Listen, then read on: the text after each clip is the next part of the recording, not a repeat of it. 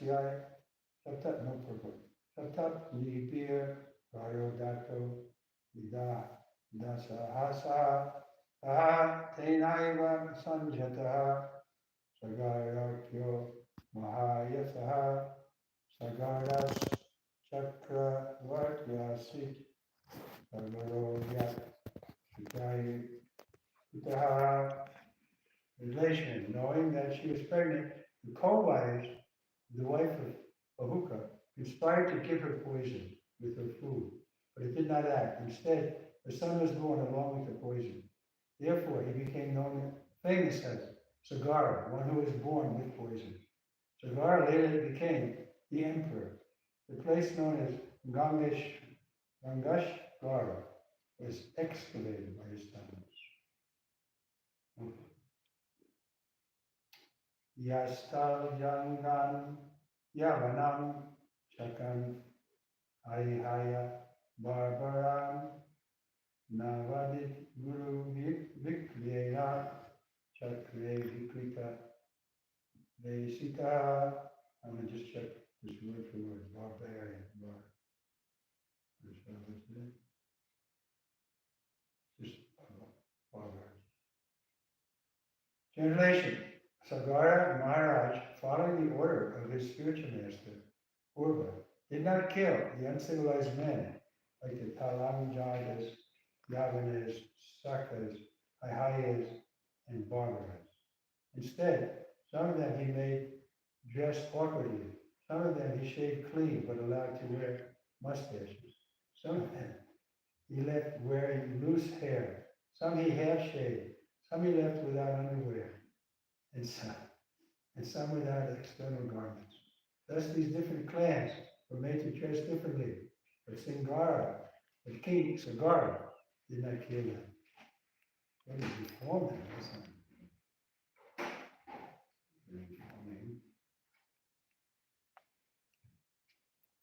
No purpose. Except, I should be try to sit up.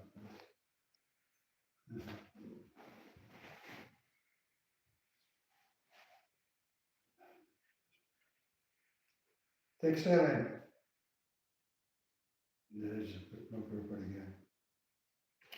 So Swami Daya Ajata Sarvaveda Suratmakam Urvo Parista Yogena Artrim Atmanam Ishvaram Tasyosti Vitam Pasunyage Jaraspam Pranandara. Translation. Follow the instructions of the great sage Aruva. Sagara Maharaj performed Ashvamedha sacrifices and thus satisfied the Supreme Lord, who is the Supreme Controller, the Super Soul of all learned scholars, and the knower of all Vedic knowledge, the Supreme Personality of Godhead. But Indra, the King of Heaven, stole the horse meant to be offered at the sacrifice. Text 8. Srimatyas Anaya Dipta Pitu Adesha Karinaha Ayam Anveshamanaste Amantam Nakyana Mahim. Translation. King Sagara had 2 wives, Srimati and Kesini. The sons of Srimati were very proud of their prowess and influence. Following the order of their father, they searched for the lost horses. By doing so, they dug into the earth very extensively. Why? Found the horses in there. Good? Text, no purport. No purport.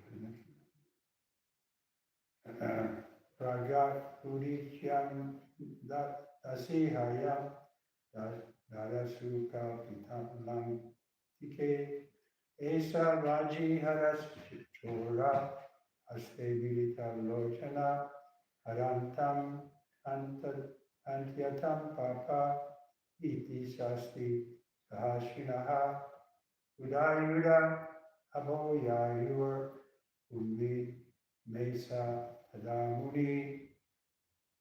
Translation. Thereafter, in the northeastern direction, They saw the horse near the ashram of Kapila Muni. Here's the man who stole the horse, they said. He is staying there with closed eyes. Certainly he is very sinful. Kill him, kill him. Shouting like this, the sons of Sagara, 60,000 altogether, raised their weapons. When they approached the sage opened his eyes.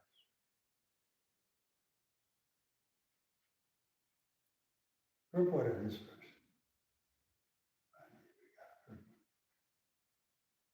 Sasaga sasari ragyanina avan mahendra vitachetasaha madhya tikara ram hata masamat bhavan shanat. Translation. By the influence of Indra, the king of heaven, the sons of Sagara had lost their intelligence and disrespected a great personality. Consequently, fire emanated from their own bodies, and they were immediately burned to ashes. The material body is a combination of earth, water, fire, air, and ether.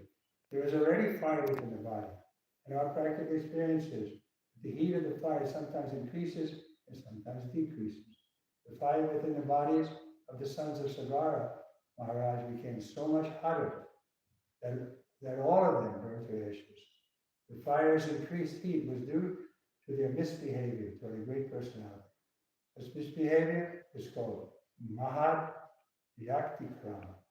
They were killed by the fire of their own bodies because of insulting the great personality.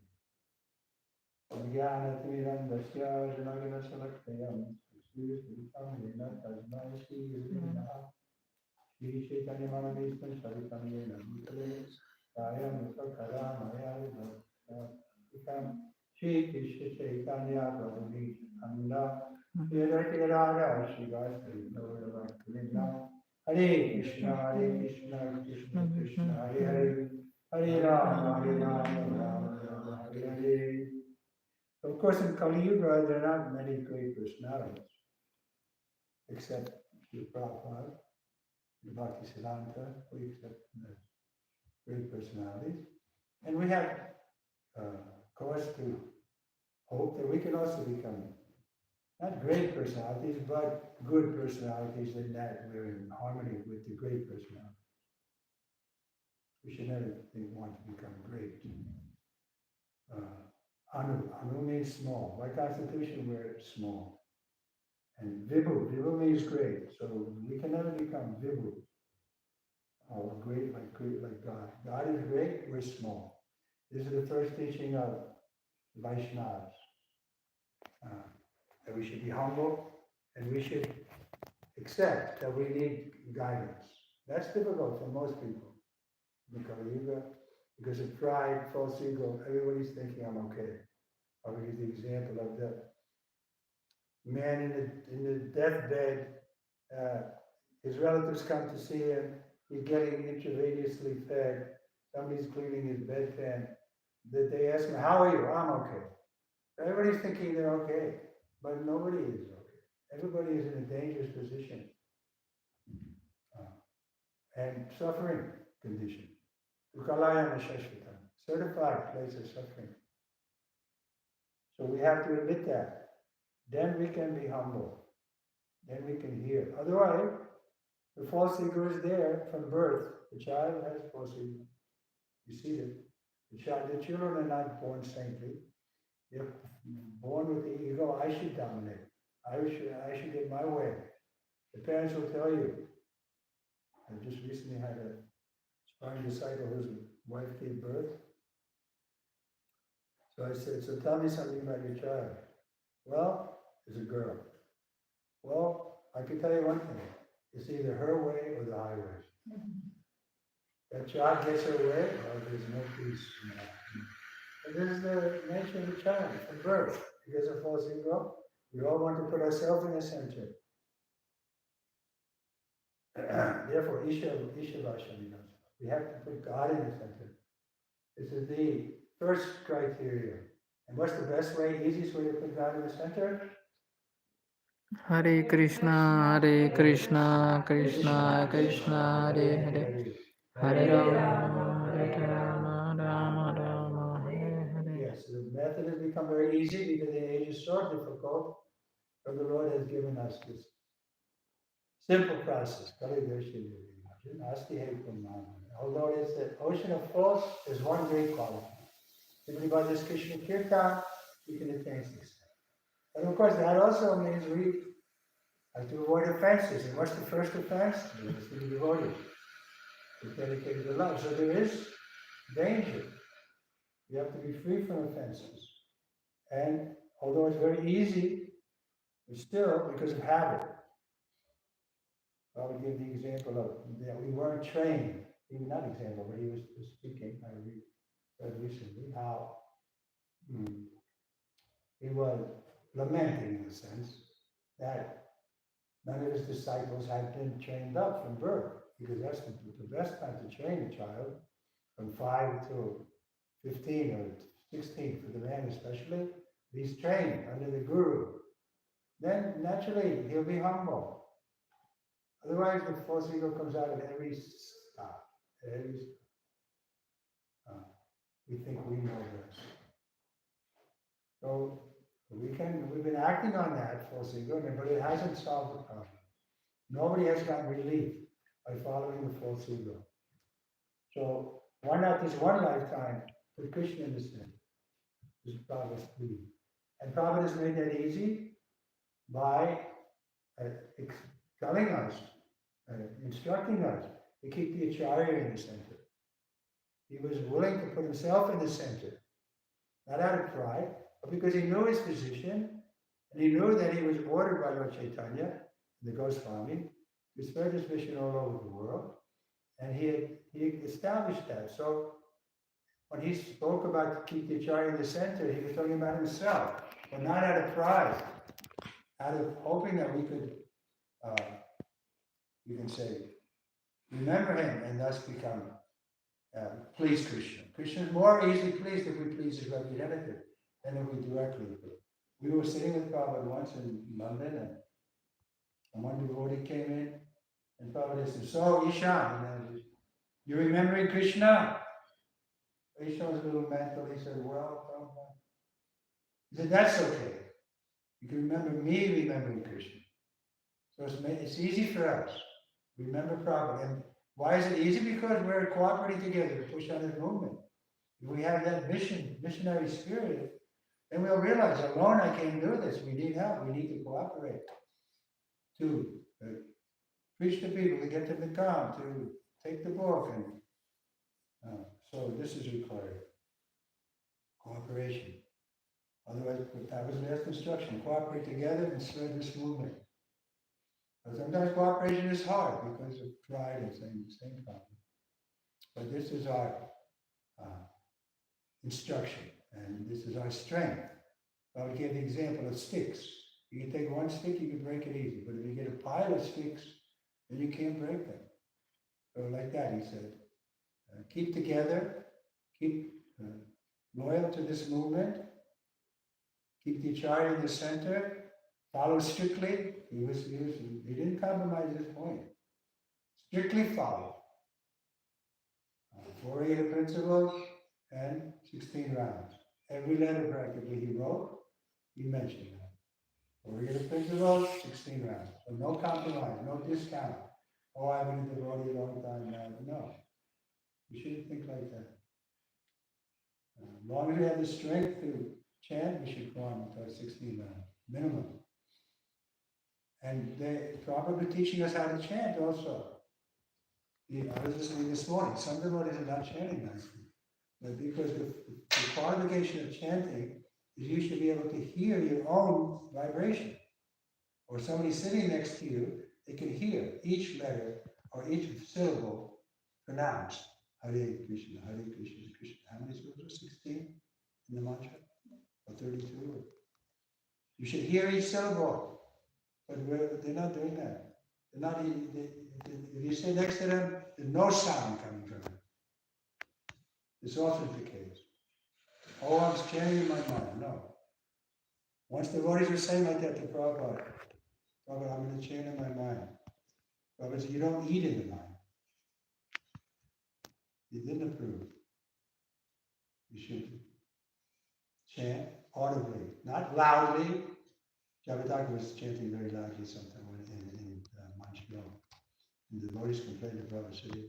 Prabhupada said, if he's chanting so loudly, let him go to the mountain. So we shouldn't disturb others, but we should be chanting loud enough that they can hear that we're chanting nicely, that we're pronouncing each syllable. When we had a problem for chanting japa, that was what he expected. Okay, any further details we can go into? Again, the overriding principle is that we're very fortunate. We're Bhagyavanji, the word is there. The greatest good fortune that we met a clear devotee like Srila Prabhupada, and if we agree to cooperate with him, follow him, please him, then we can easily get Krishna's verse. So it's not so difficult, but we have to follow, strictly follow. And that may be difficult because we're not trained up like that. We're trained up to do our own thing. We're encouraged to be independently thoughtful and do whatever we think. Because we've been following our guru is our mind and intelligence. Material intelligence and mind are the guru for everybody in this material world. And we're encouraged like that. Rugged individuals. No, we should be submissive servants of the Acharya. Doesn't mean we get, you can say, carried away by some false argument. Preaching means we can be strong. We should be bold. I'll tell this quick story. We were in Chandigarh, the capital of Punjab and Haryana. There are two states, but that's the one capital, that city. And on a morning walk, there's a big lake there. So we were going on a morning walk, and by coincidence, the governor of Punjab was also on a walk with a few of his people. And they stopped, the Prabhupada, and they introduced, this is A.C. Bhaktivedanta Swami, he's the head of the International Society of Krishna. This is so-and-so, he's the governor of Punjab. And I like it, very friendly. But the governor spoke first. That was a mistake. You come in front of the sadhu, you should come like this. You're coming to hear. But he was, the governor after all, so a little puffed up, and he started speaking. Because Prabhupada was introduced as a holy man, so this guy didn't like that. He wanted to be on the same level. He said, we're also doing good work, he told me. He spoke to everybody. We're opening an eye bank, and we're giving eyes to the people who are blind. He made a presentation like that. And Prabhupada immediately said, oh, you're like the Dhobi man. Dhobi man in India is a low-class man. He takes the wash and goes to the river, washes the clothes, and carries on the ass, brings it back after drying, and gives to the people and kiss them. So everybody was shocked. Prabhupada was calling this governor of the whole state a Dhobi man. Dhobi man was a Suja, Rose. So when Prabhupada got everybody's attention, he said, yes. Dhobi man is taking care of the cloth, so you're taking care of the dress. The dress, but we're taking care of the soul. You're taking care of the dress. So which is more important? Prabhupada didn't care, he preached. You might have, somebody would think, oh, he should have cultivated him, he could have flattered him and got some sort of, but sometimes I would just, and I wasn't there. The person who told me this was a high court judge who was my friend. And he was, we were 30 years old and he was 50 years old. But he was a Vaishnava, so he'd come to the temple and on many occasions, and he told me that this incident, because he was there, walking with Srila Prabhupada. So the purport is, sometimes we can be hard as a friend of all, and other times soft as a rose. So that requires our intelligence, proper intelligence, to accept everything favorable and reject everything unfavorable. Okay? Some further words of wisdom. Then we'll stop here. Shri Bhagavatam ki. Yeah. Prabhupada ki. Yeah. So I'll come to the program tonight, 7 o'clock.